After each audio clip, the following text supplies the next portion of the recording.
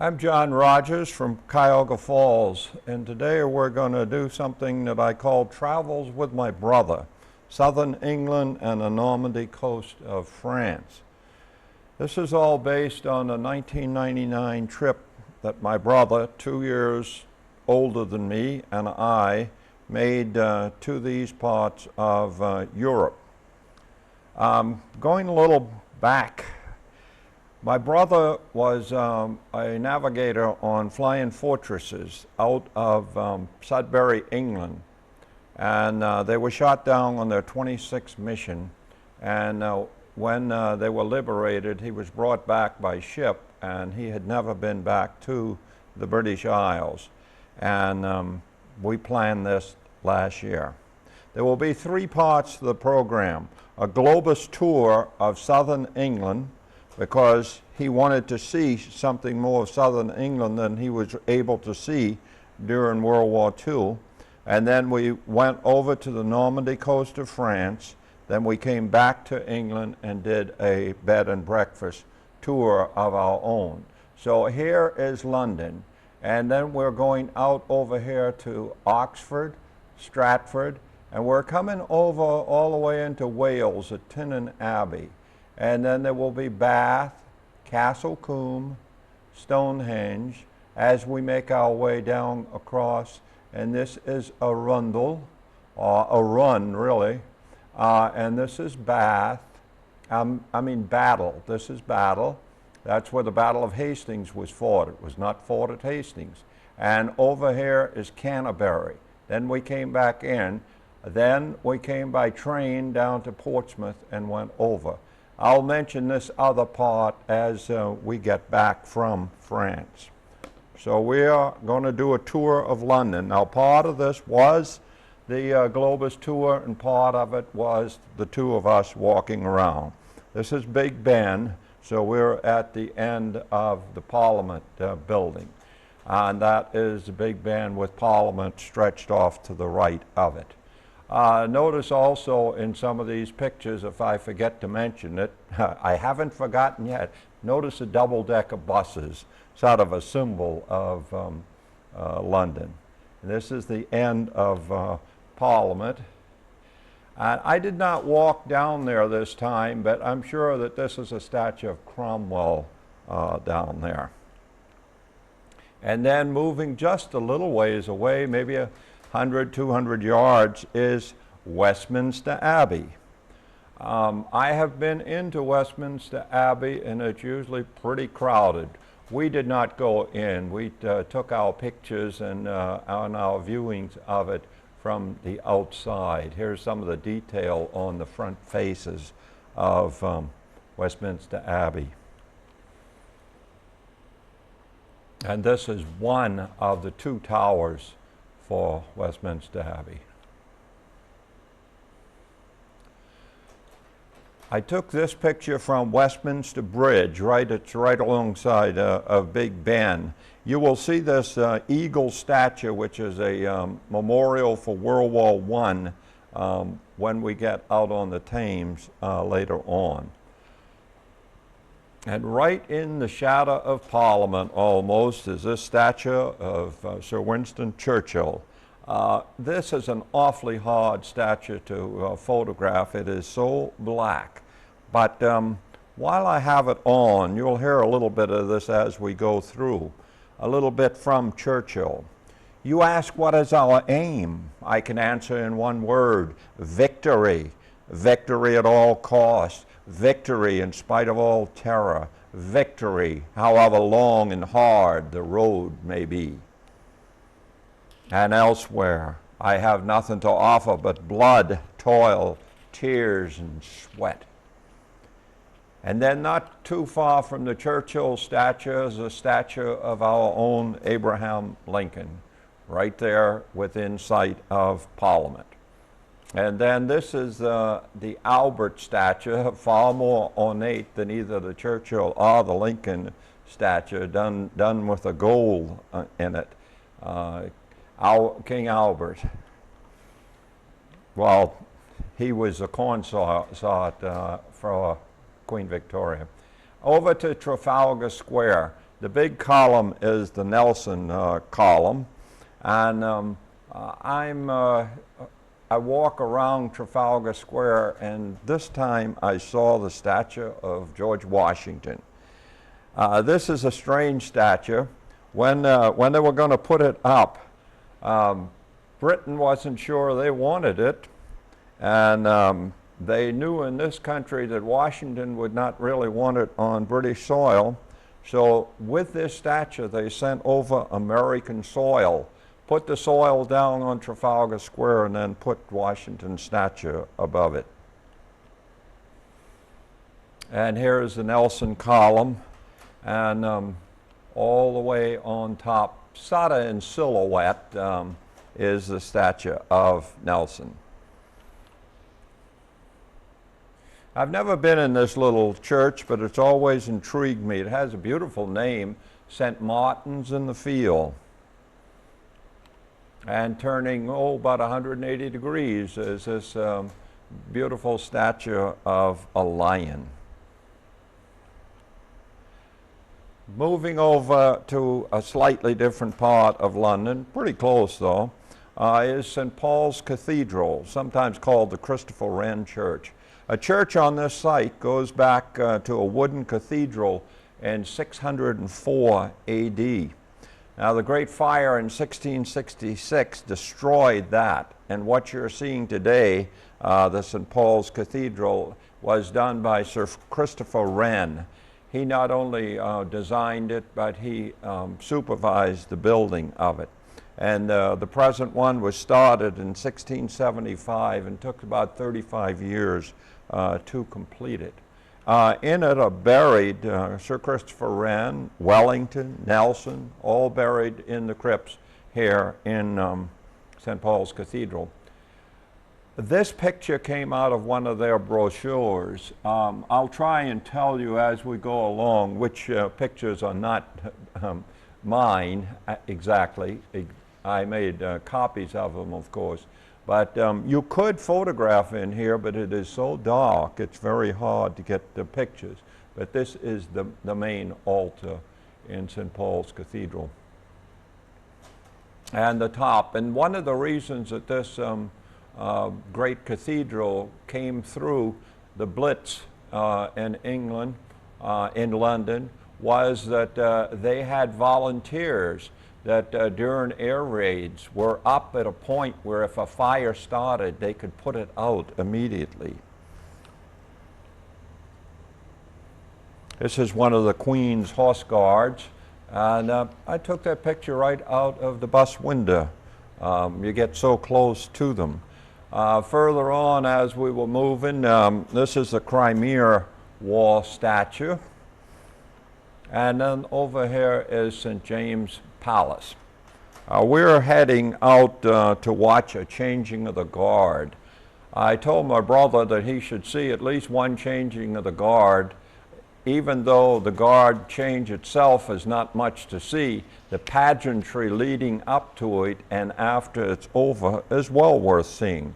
And here's some of the guards going down to participate, and now you're seeing Buckingham Palace and that great monument in front of it. And if you will notice on the staff here over Buckingham Palace, there is no flag, so the Queen is not in residence. And as we go through here, look at the flowers as we pan over the scene. Another group coming down for the changing of the guard. These are the great bearskin hats, is what they're called. Now the changing of the guard takes place right inside here. These are the gates to Buckingham Palace. Takes place right inside there, and it's just a very simple ceremony, and there are many places you can see a changing of the guard easier than you can in Buckingham. But all of this pageantry and all taking place in front of Buckingham Palace is such a real neat thing to see. I mentioned the flowers. Take a look. And here, they're heading back to their barracks, some of the Queen's guards. I don't know a single soul in the picture, but this happens all the time. The guard in the bearskin hat will be there, and people will go around him. He will remain there without smiling. They'll have their pictures taken with him and go on to the next. Now, one of the things my brother said he wanted to see when we went over to London, he wanted to see the war rooms where Sir Winston and his government and armed forces, senior figures mostly, took their place in planning and carrying out all the plans, mostly from these few rooms down below some of the public buildings in London, and they were reinforced with extra pouring of cement so that they thought they could probably even withstand a direct hit. Another picture, another bust of Sir Winston, and another word about him. From him, when the United States entered the war, this is what he said: "After 17 months of lonely fighting, we had won the war. England would live." He was so confident when America came into the war that it would be carried out and concluded in favor of the Allies. Now, this is the war room, and this is taken from a pamphlet that they give you there because you really couldn't photograph it. It was too dark. But this is the war room, but you were probably as likely to find Winston Churchill here in the map room as you were in the war room. This whole complex, and you're just seeing a very small part of it, it was used for 6 years, from just 1 week before the war started on until the end of the war. And back out on the street, here's a monument to war dead from World War II, right in the middle of the street, as we walk down to number 10 Downing. Now, they've had so many raids and so forth and crises that they're afraid to let you go into the street where number 10 Downing is. If you don't know, number 10 Downing is where the Prime Minister lives. Now, I'm not sure. This is taken with a long, long lens to get this good a picture. And I'm not sure whether the entrance is right here or right here. One of those is number 10 Downing Street. But you know, that looks like it's a door there. That might be it. But this is number 10 Downing, where the Prime Minister lives, and that's as close as you're going to get to it. Now, my brother and I are on foot just walking around, and here's a quite impressive military memorial, also World War II. And both he and I majored in horticulture in college, and so you're going to see a good many flowers in these pictures. This is right behind that monument. I still don't know the name of this particular archway, but it's very close to Trafalgar Square.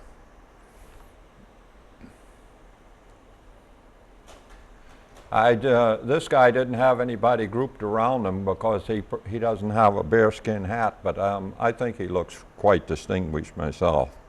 And now we're going to go out on the Thames, and we're walking over there and look at the flowers around the Red Lion, one of the pubs down in this area.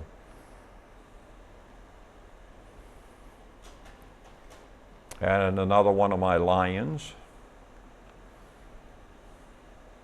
And now we're out on a boat on the Thames. One of the other places that I wanted my brother to see was Tower Bridge, and this looked like the best way to see it. But this is that same World War I eagle statue, but now you're seeing it from a boat, and you're seeing it better. And that's Westminster Bridge in the background. Two of these obelisks, I guess that's the way you pronounce it, lay out in the Egyptian desert for centuries, and they were recovered, and one was put here on the banks of the Thames, and one was put in Central Park, New York, and they're called Cleopatra's Needle. And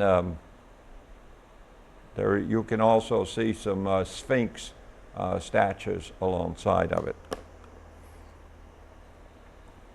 St. Paul's Cathedral again from the boat.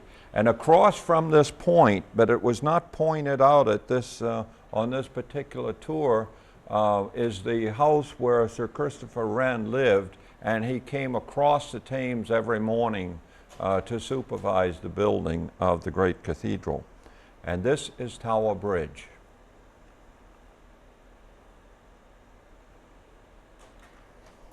Now, off to our left is the Tower of London.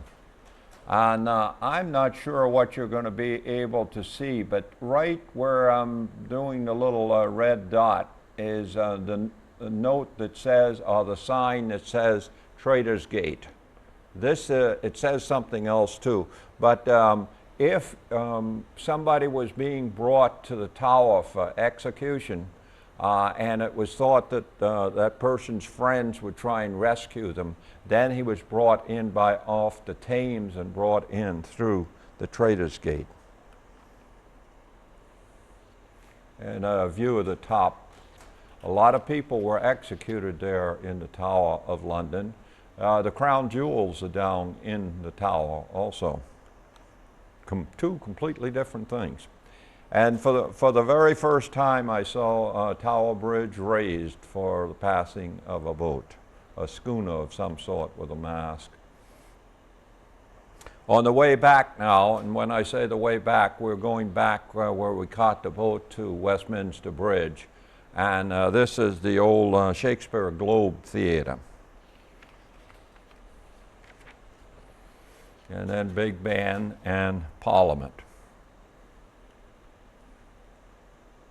Now, I've moved you out of London and off to the west, and we're at Hampton Court Gardens. You will see the building, you will see the two ends of the building, but we are here mainly for the gardens. Now, this was owned by a cardinal, and King Henry VIII said something to the effect that, why do you have a better place than I have? Well, this cardinal sort of liked his head on top of his neck like it was, so he immediately gave the whole place to King Henry VIII. And here is one end of the house, and then you will see, this is more impressive, believe me, than the other end, but you will see the other end. And as I mentioned, we're there for the gardens. And they are really beautiful gardens.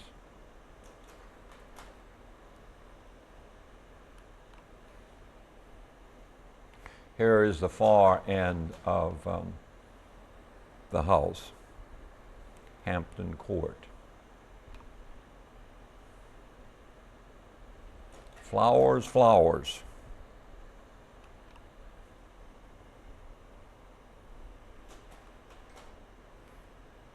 You aren't seeing the same thing twice. You're seeing all different stuff. And there are statues around. And beyond these statues is this area. And the reason I have, this is a canal, and the reason I have this in, because they told us in this whole area out here, and I think even on the bridges that cross it, I don't know about this area right in the foreground, but all of this is the site of one of the largest flower shows in the Greater London area, right here at Hampton Court.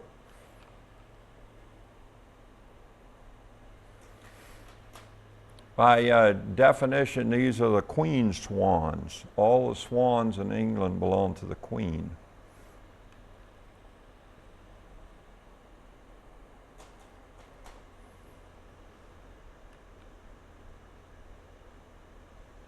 I'm still inside the grounds, but I'm looking out of one of the gates, making my way back over towards the bus.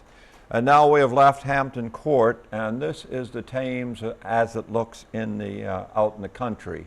Not too far from Windsor Castle, as a matter of fact.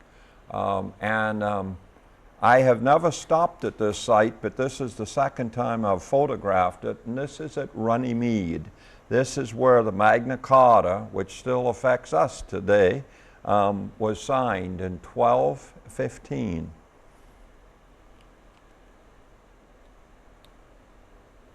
And this is Windsor Castle. And I had never seen this. This is called the Great Walk, and I'd never seen Windsor Castle from this side. And you can see by the flag on the tower there, and here you can see it a little better, that the Queen is in residence there at Windsor Castle right at the moment. Then our next stop was over at Oxford, and you're going to see street scenes and colleges that make up Oxford University. And you'll also see that tower that is sort of a trademark of Oxford. A lot of things going on here. I'm not sure of my figures, but I think there are 32 colleges that make up the university. And this would be one of them here. It would go from about there, all of this, and then things behind it as well, probably a courtyard behind it. But you'll see this all over the town of Oxford.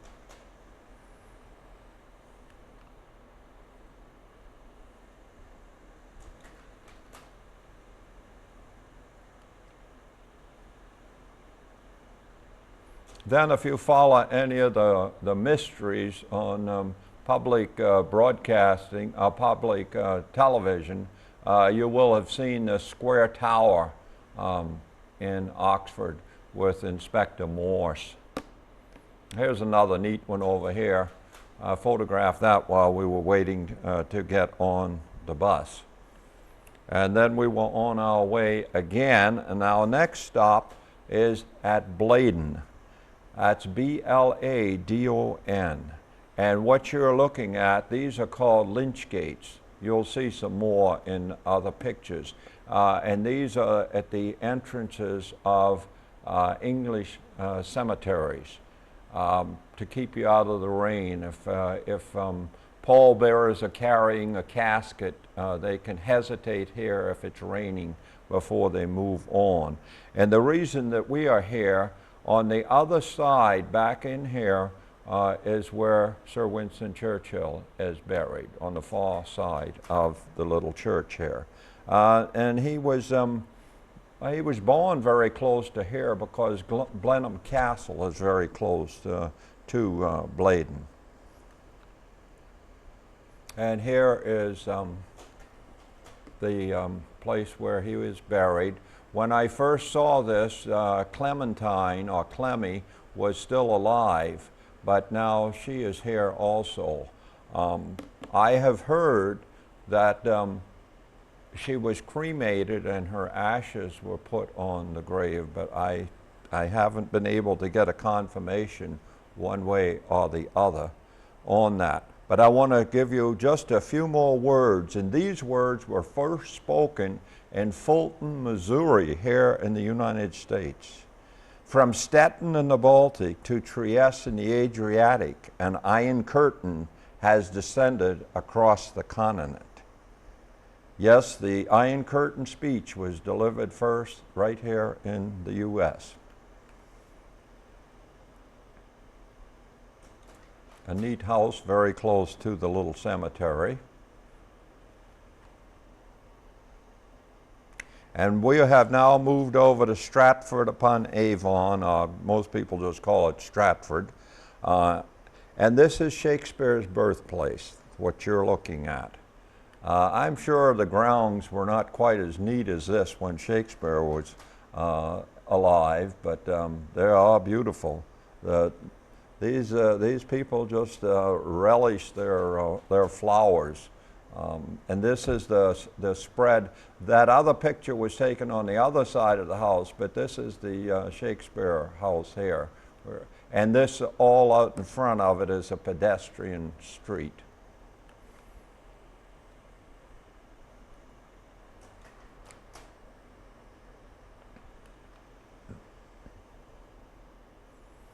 These things in our country are called traffic circles. Over in the British Isles, they're called roundabouts.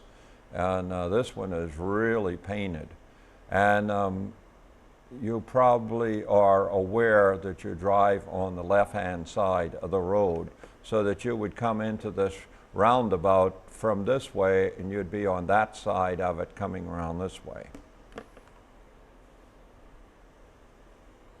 Just outside of Stratford is the old farm home that is the home of, was the home of Anne Hathaway.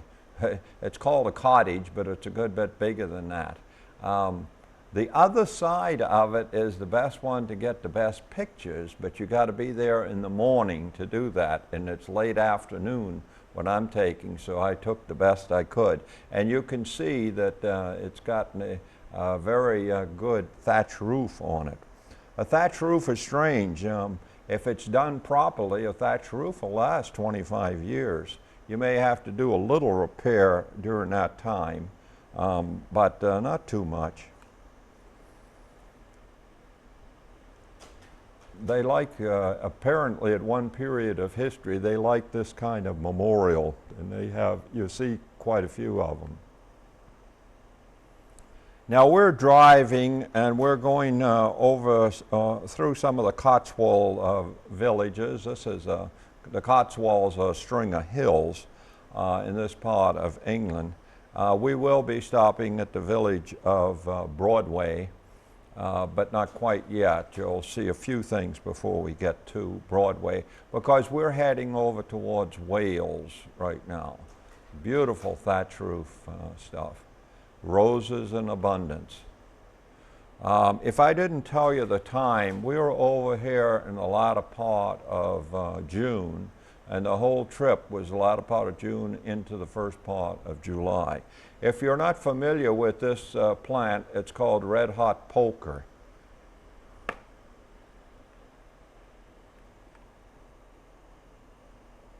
And you will see other Swan hotels in the British Isles, but this is the one in the little town of Broadway. And that's where we're walking around now. We're off of the bus for a little bit.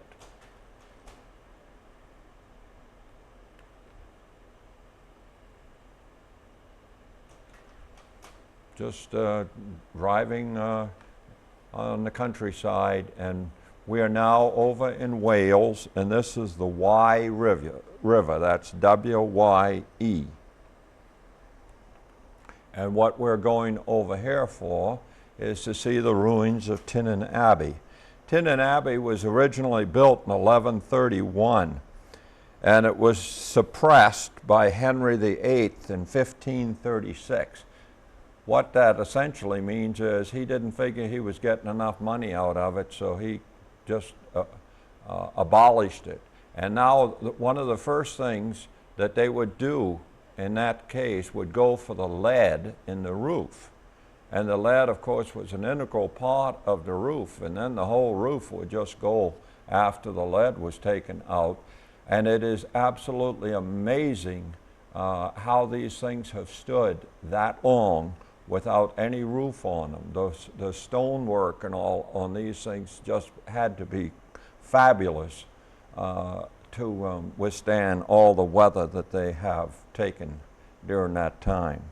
Now, Wordsworth wrote lines written above Tynan Abbey, which has the name of this place, but when Wadsworth wrote the poem, he didn't even mention Tynan Abbey in the poem. He was writing more about going as a boy and later as a man into the hills and mountains around Tynan Abbey. And here's one of the one of the quotes from it. For I have learned to look on nature, not as in the hour of thoughtless youth, but hearing oftentimes the still sad music of humanity. And then the professor that my brother Jimmy and I had for English at Clemson down in South Carolina had this on his board from this same poem.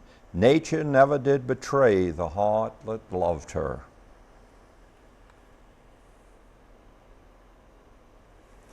And so we leave Wales and come back into England. We're on our way to Bath. Here's the big cathedral there at Bath, and here is the Roman baths themselves. Now, when you mention Roman in the British Isles, everything Roman had to have been done before 410 AD, because they were out of the British Isles by 410 AD. So these baths go back a long time. And here are the baths with that cathedral in the background. There's all sorts of places. You sort of go on your own, but there are little rooms where you can see all sorts of artifacts and so forth as you make your way through the Roman baths. This is an old lead pipe, an ancient lead pipe. And they had told my wife and I when we were there that they were going to cover this back up because they thought they'd have tourists tripping up on it. But we noticed after all of these years that it is still exposed for those same tourists to see.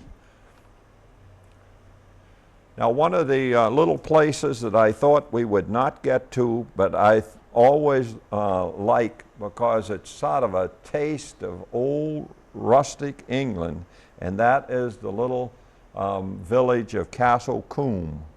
That's C-O-O-M-B-E. And our tour director, remember we're on a Globus tour here, she told us that we were going up there to Castle Combe the night we were in Bath if anybody wanted to go, and she gave the price and so forth. So here we are at Castle Combe. Some parts of My Fair Lady were photographed here. But Castle Combe is just a delightful little village. No street lights, no TV antennas, and it goes back to the 12th century. The 15th century was probably the heyday, and the heyday was really because of the woolen industry that there was right here in Castle Combe. But you can walk on your own all through here, and it's just a real delight. This old church, now there was a church on this ground as early as 1291, but the present tower that you see here is the oldest part of this, and that goes back to the 15th century. As far as they know, the rest of the church only goes back to about 1850, and that, in their terminology, is young. And then with our price for the tour, we were to get two drinks in the local pub, and this is the local pub. And then I knew there was a memorial, a World War II memorial, and this one is really done heavily with flowers. Now the next day we visited Stonehenge, and it was sort of raining. You don't see any of the raindrops, but it's sort of raining. Notice these cross stones. Those are called lintels, and I'll tell you a little bit more about those as we go along. The smaller stones in Stonehenge are blue stones, and those came from the Preseli Mountains over in Wales, 200 miles away. Now those stones were all in place probably by about, they're saying today 1500 BC, but when I first went there, they said 1800 BC. So these are supposed to be very primitive, barbaric people even. Now you can no longer, if you want shots like this, you have to take it with a long lens because you can no longer walk among the stones. The graffiti experts started messing up Stonehenge with cans of spray paint. Now I have you back from it a little bit, but I want to say something about these banks and the ditch and so forth right in here. Those are the oldest part of Stonehenge, and that ditch and bank probably go back to about 3000 BC. That was the earliest, and then all the stones and all came along later than that. I'm hopeful that you can see right on the top of this one stack a little knob. Those lintels that I was telling you about, those had to be carved or dished out, and the ends of these big uprights had to be done this way so that the lintel could fit into those over those knobs and stay in place over the years. Now I'm not sure exactly where the lineup is in this picture, but something, I think it's through here, and then you would see the heel stone. I think that's the heel stone out there. I'll show it to you closer. Yeah, here's the heel stone. And that lineup on the first day of summer, the sunrise would be right in that line over on the horizon, and we're out on the Salisbury Plains here. So out on the Salisbury Plains, that's what would happen the first day of summer. Now remember, it's sort of sprinkling rain all the time here. And all I can give you in this trip is a sort of a silhouette picture of Salisbury Cathedral. It really is a wet day. But by the time we got over to Arundel, the town of Arundel, the rain had stopped, and I don't think we had any more rain that day. It was cloudy, it was moist, but no rain. And I had never seen so many swans together. It was sort of a delight to see them.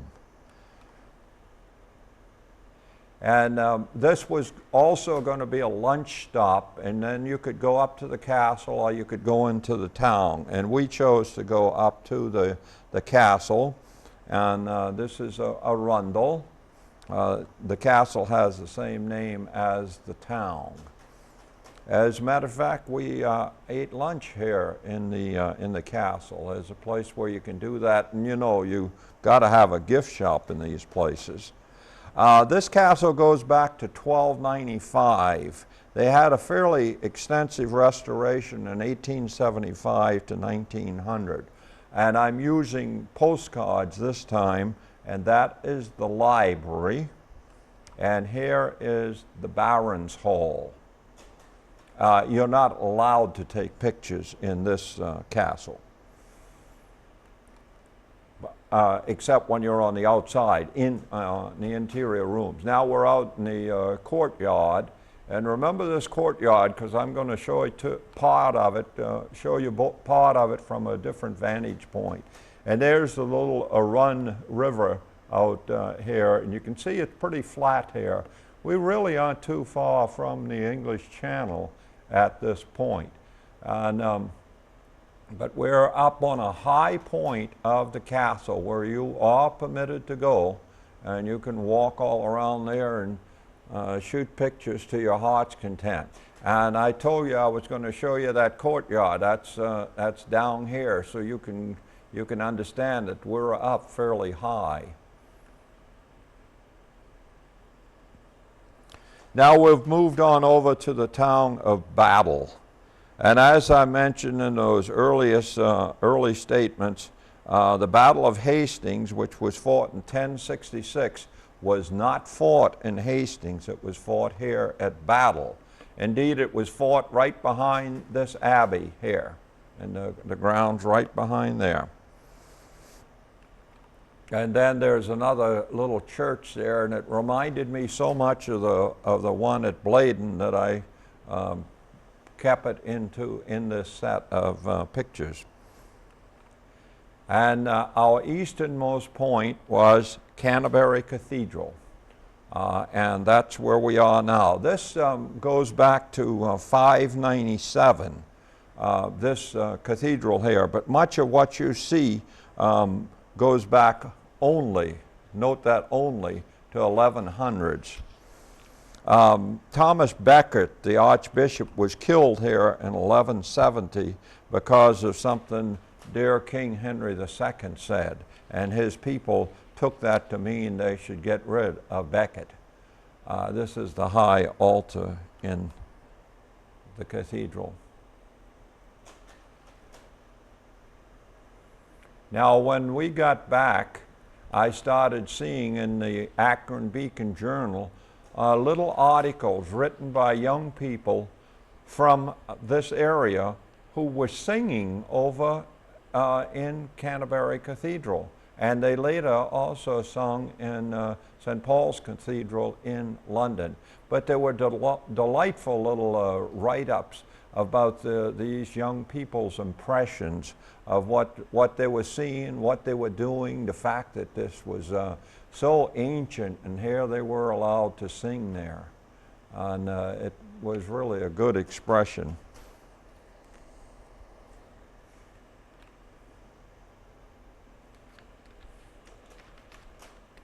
Some of them are fairly hard to photograph, but you could use your camera all you wanted if you paid the fee and had the little tag. Very important. We're outside now, and now we have made our way towards Leeds Castle. I had never been to Leeds either. This is 500 acres, and it was a favorite place for 6 of the medieval queens of England. It's this big because it was enlarged by King Henry VIII, and it has a real moat around it.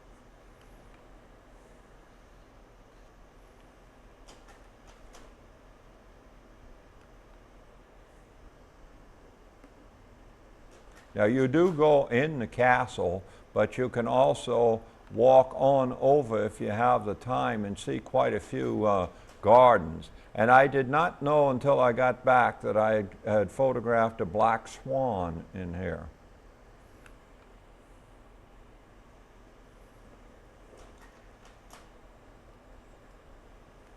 This is not far from Canterbury.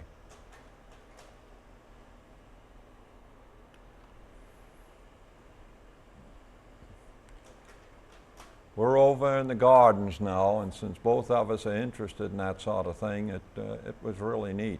We wished that we had had more time. How would you like to grow delphinium like that? And they do it so easily, it seems. Maybe not as easy as I think.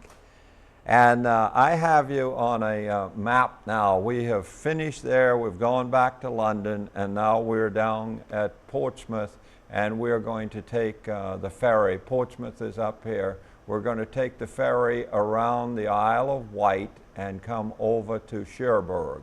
And then I'll show you another map. This is the area that we're going to be here, and this is the English Channel coming through here. And this is the type of ferry. We will be going on a ferry just like this one across. As I remember, it takes about 5 hours to go across that channel. Now this is where we're going to stop to change slides.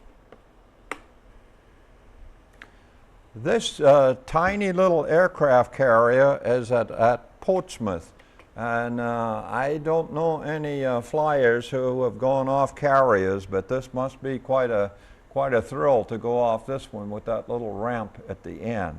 We're down on the English Channel, still in England at Portsmouth. And this is one of the schooners that's still there. One of the, we would call them tall ships. And remember, this was right on the channel, and this is some of the fortifications from the wars. This was one of the chief ports for going across to D-Day.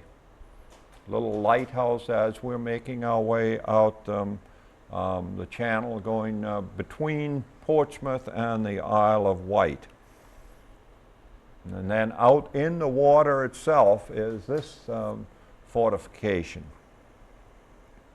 Now on the other side of us is the Isle of Wight, and here's the chalk cliffs at the Isle of Wight.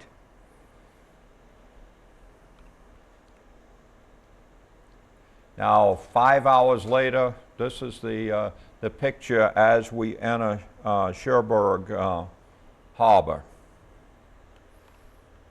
And then here's what the shore looks like there at Cherbourg. We're over in France now.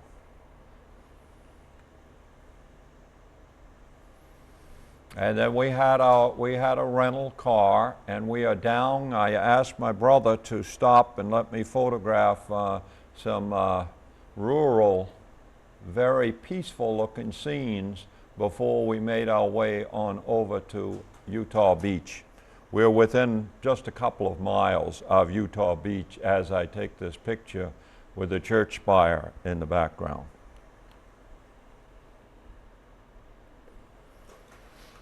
Now we have come down from Cherbourg on this, and we're going to go over. Right in here is Utah Beach, and then Omaha Beach is right in here. The great cemetery is here. Right in here is the Pointe du Hoc, where the Rangers went up to knock out those German guns. And Omaha Beach is in front of the cemetery there.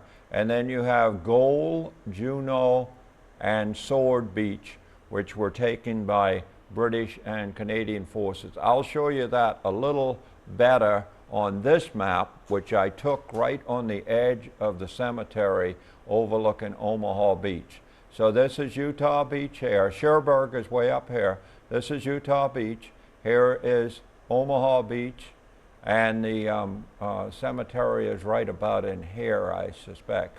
And this is Goal, Juno, and Sword Beach. And right about in here is Pointe du Hoc, where the Rangers went up. This is the flag and the information center and museum at Utah Beach. We didn't go in right away. We went straight out to the beach.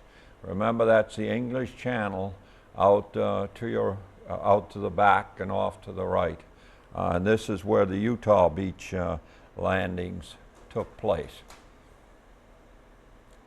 It wasn't near as bad here at Utah Beach as Omaha Beach, but anytime you got people shooting at you, it's not very pleasant. In that museum now, here's one of the pictures showing the what was happening on D-Day.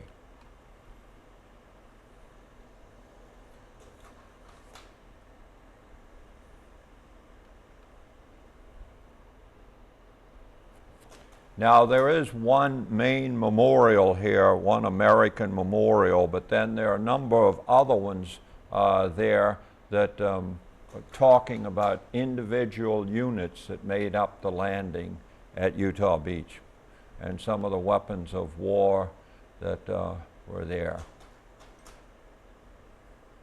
Looking out towards the channel again at Utah Beach, and here is the big American memorial for all the Americans who landed and some who died here.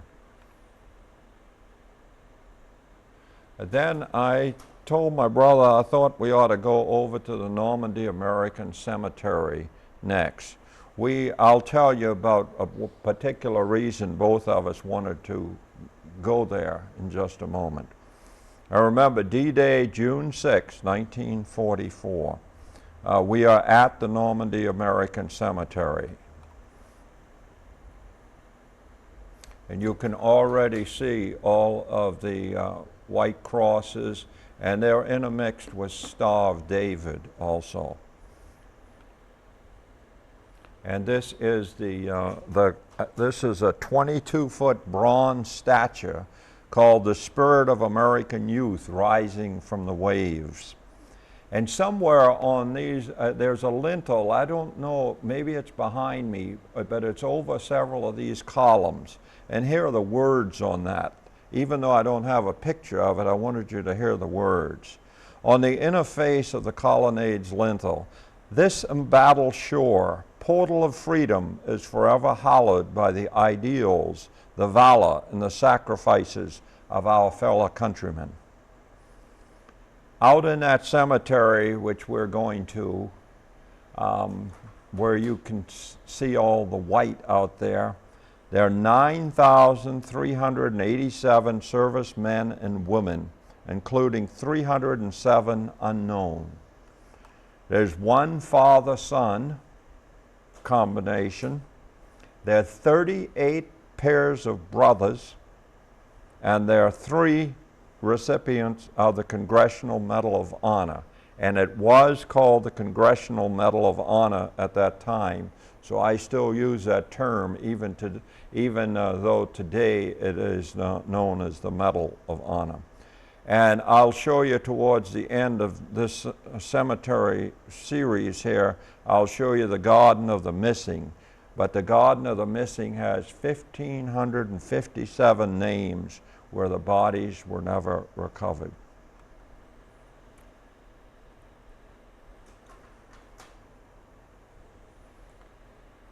The water that you see through the trees back there is over Omaha Beach, looking out at the channel. And right down there is Omaha Beach. And what a beach that was on that day. This was the worst of them.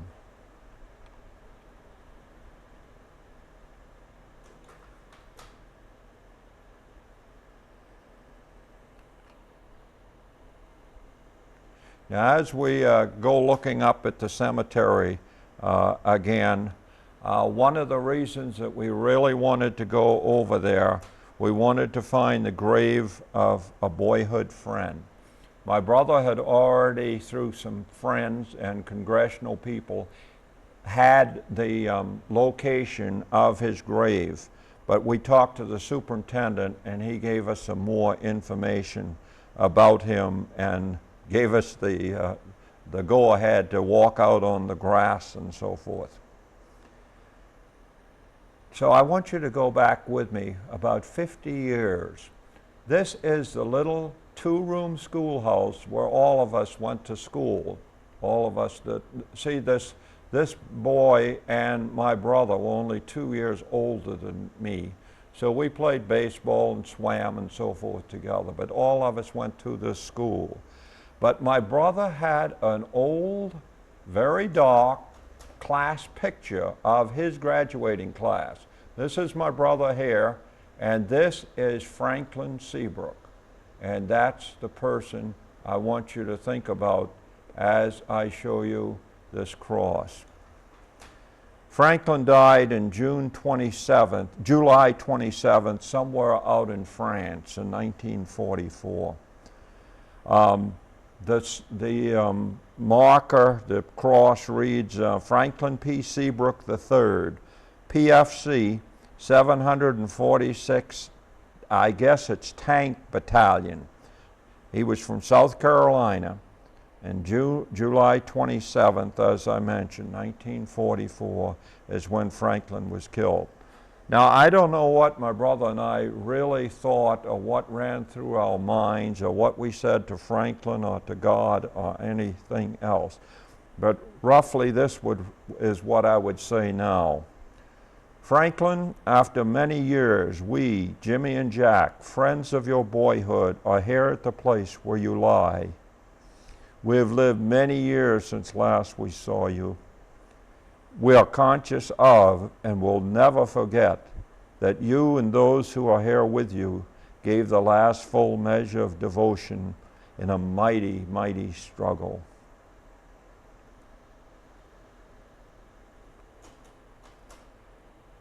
All of the cemetery is behind me, all the crosses and so forth are behind me, and The statue on the left represents the United States, and the one on the right represents France. And in the background you can see a wheat field and a little church over across the way. Now, I had asked the superintendent where I would find the gravesite of Theodore Roosevelt Jr., and he said you will find it in the same section where you find your friend Franklin. And so we went there. Now, the markings on Roosevelt's grave are in gold because he was one of those 3 recipients of the Congressional Medal of Honor. I do not have the picture in this set, but on our left of this marker is a marker that says Quentin Roosevelt. All I can figure is they brought Quentin Roosevelt from wherever he was. He was killed in World War I. They brought him here to the Normandy American Cemetery to lie next to his brother. And here is the Garden of the Unknown, or the Garden of the Missing, I guess it's more correct. And this is where the 1,557 names are. And now we're out on Omaha Beach. We actually had a couple of people from time to time would tell us, I was here, I went up that ridge. One of them actually pointed to right up this slope here. He knew that's where he went up with the German guns on the top. Right up that slope. And here are some of the German fortifications, what's left of them here at Omaha Beach.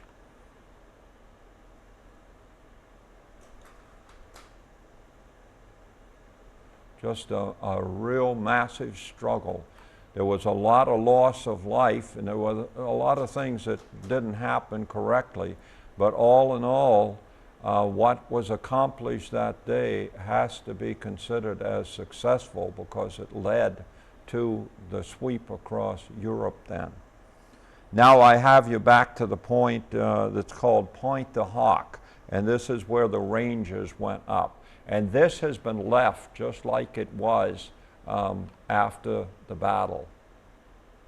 And these were German fortifications, gun emplacements and the like that the Rangers had to silence because they could rake Omaha Beach.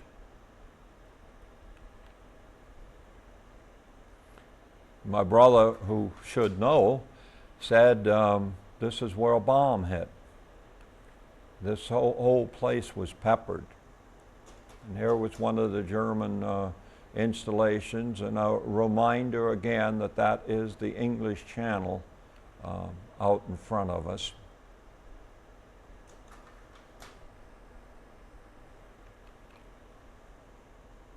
We even encountered classes of school kids here at Point the Hawk.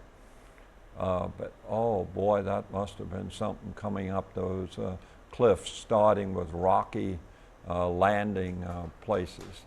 That little obelisk there is the only real memorial that I saw up on top of this German installation.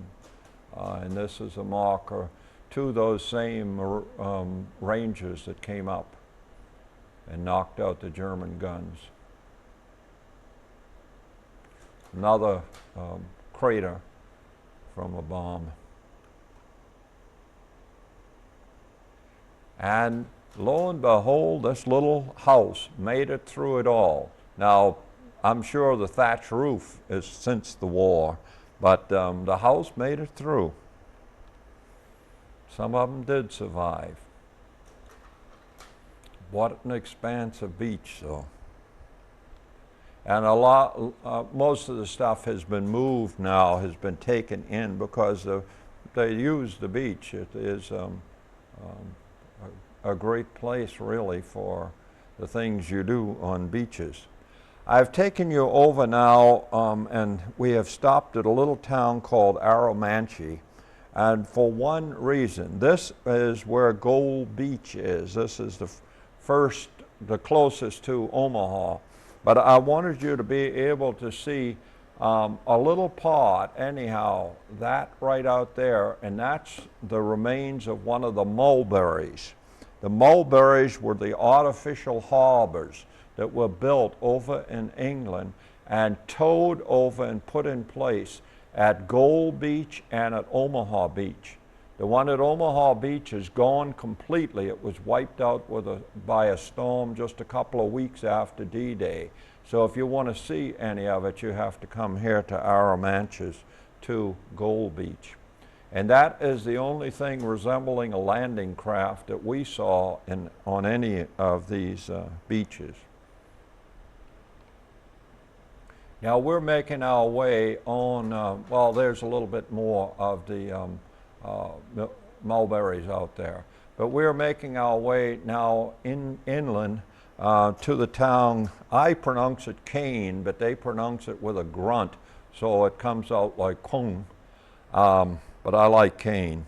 And we're going through wheat fields and a little town and making our way over. Here's some of the wheat.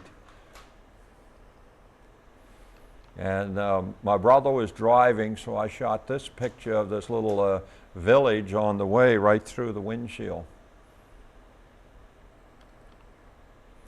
And then over in the town of Cane is a chateau. This was evidently a fortified castle of some sort, and flowers all around it. A beautiful place today, but it's right in the town. And right down from it is this cathedral. When I'm doing these shows for audiences, I give them sort of all the bells and whistles, you might say, and I'll go ahead and tell you a little story here. My brother and I found finally our hotel, which was a tiny little thing right in the downtown area.